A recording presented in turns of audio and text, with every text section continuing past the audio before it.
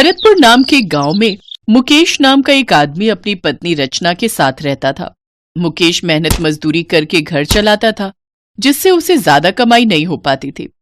लेकिन रचना अक्सर यही ख्वाब देखती थी कि एक दिन उसके हाथ में बड़ा खजाना लगेगा और उनकी सारी गरीबी खत्म हो जाएगी।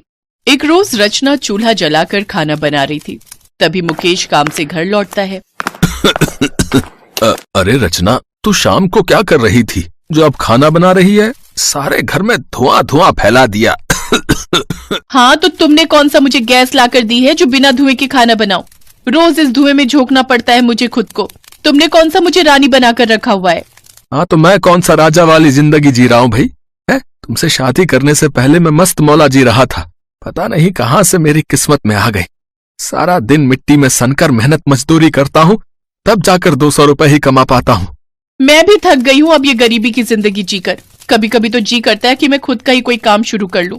हाँ, तो कर लेना। दोनों मिलकर कमाएंगे तो अच्छी कमाई होगी। लेकिन क्या?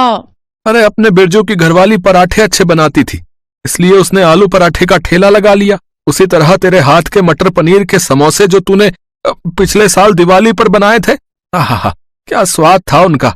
वैसे ही बनाकर बेचेगी ना तो तू खूब पैसा कमाएगी, और इससे हमें दूसरों के यहाँ नौकरी चाकरी करने से भी छुटकारा मिल जाएगा। हाँ, क्या तो तुम सही रहे हो। चलो फिर हम आज ही चलकर जरूरत का सामान खरीद लाते हैं। दोनों मियाँ बीवी जरूरत का सामान खरीद लाते हैं। साथ ही मुकेश अपने दोस्त से उसका पुराना ठेला ले आता है। फिर सारी रात बैठकर रचना मटर पनीर के समोसे बनाकर तैयार कर लेती है। अगली सुबह ही दोनों बाजार में जाकर समोसे बेचने लगते हैं। अरे वाह रचना बहन, मटर पनीर के समोसे, ये तो हमने पहली बार सुना है। जरा हमें भी तो चखाना कैसे होते हैं ये मटर पनीर के समोसे। मुकेश उस औरत को मटर पनीर समोसा देता है, जिसे खाकर वो औरत उस समोसे की खूब तारीफ करती है।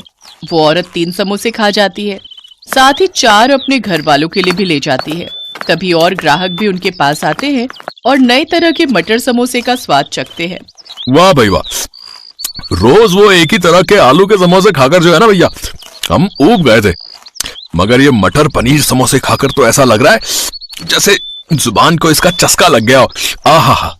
इसी तरह उनके बनाए सारे समोसे शाम तक खत्म हो जाते हैं। शाम को वो घर लौटते हैं।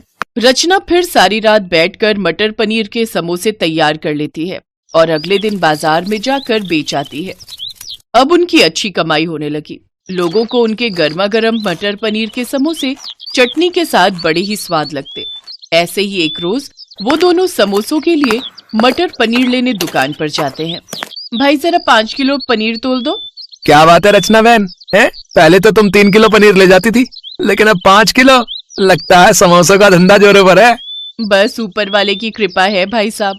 रचना साथ में थोड़े खड़े मसाले भी लेती है। मटर पनीर में खड़े मसाले पीसकर डालने से उसका स्वाद और भी बढ़ जाता है।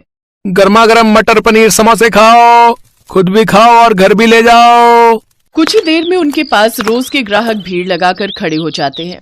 इतनी भीड़ देख रचना के मन में लालच आ जाता है और वो कहती है, सुनिए जी, लगता है इन ग्राहकों को अपने मटर पनीर समोसे का स्वाद भा गया है।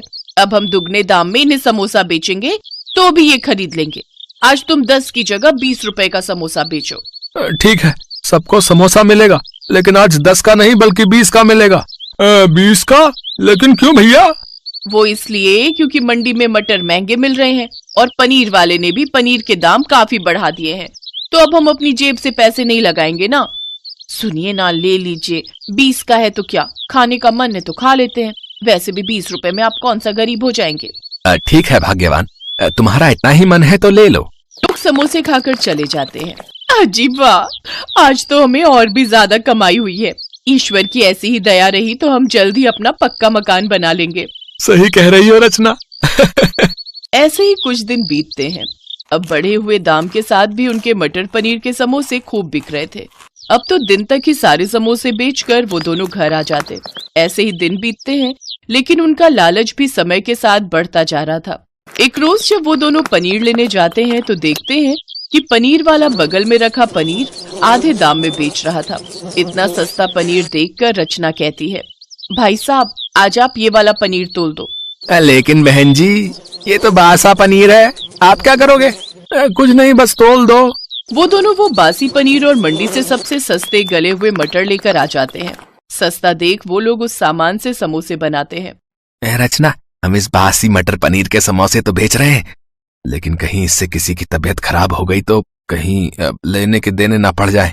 अरे छोड़ो, ऐसा कुछ नहीं होगा। और वैसे भी ताजा पनीर 300 रुपए किलो है और ये बासी सिर्फ 100 रुपए किलो, तो सीधे सीधे हमारे 200 रुपए बच रहे हैं, तो क्या बुरा है। इसी तरह बूंद बूंद जोड़कर ही हम जल्दी से अपना पक्का घर बना पाएंगे। मुकेश रचना को समझाता है, लेकिन वो ज्यादा मुनाफा कमाने के चक्कर में उसकी नहीं सुनती और वो बाजार में वो बासी मटर पनीर के समोसे बनाकर बेचने लगते हैं, जिन्हें खाकर ग्राहक कहते हैं, छी बहन जी, ये समोसे में कैसा स्वाद है। अब तो इसमें पहले जैसा स्वाद ही नहीं रहा, 1 पैसे का स्वाद नहीं है इसमें। छी। पूरा समोसा चट कर गए और कह रहे हो स्वाद नहीं आ रहा। खाना हो तो खाओ, नहीं तो जाओ यहाँ से। ज्यादा मुनाफा कमाने के चक्कर में वो ग्राहकों से बिगाड़ लेते हैं। साथ ही स्वाद न होने की वजह से अब उनके पास ग्राहक आने भी कम हो जाते हैं और जो 1-2 ग्राहक उसके पास आते भी तो उसके बासी सामान के समोसे खाकर वो भी बीमार पड़ जाते। लोगों के बीमार होने की भनक उस पनीर वाले को लग जाती है और वो सरेआम उनकी इज्जत उतारते हुए कहता है, क्यों बे मुकेश, रचना बहन, तुम दोनों का लालच इतना बढ़ गया है कि लोगों को बासी पनीर और मटर के समोसे बनाकर खिलाते हो, है भाई? अरे मैं तो कहता हूँ चप्पल से मारो इन दोनों को और जूते की माला पहनाओ। तभी उन दोनों को अपनी गलती का एहसास हो जाता है। नहीं नहीं, हमें माफ कर दीजिए। हम वादा करते हैं हम आज के बाद लालच नहीं करेंगे और ना ही बासी मटर पनीर के समोसे बेचेंगे। हाँ, हमें माफ कर दीजिए। उस दिन के बाद वो दोनों पति पत्नी सुधर जाते हैं और अब वो हमेशा ताजे मटर और पनीर के समोसे बनाकर ही बेचते हैं।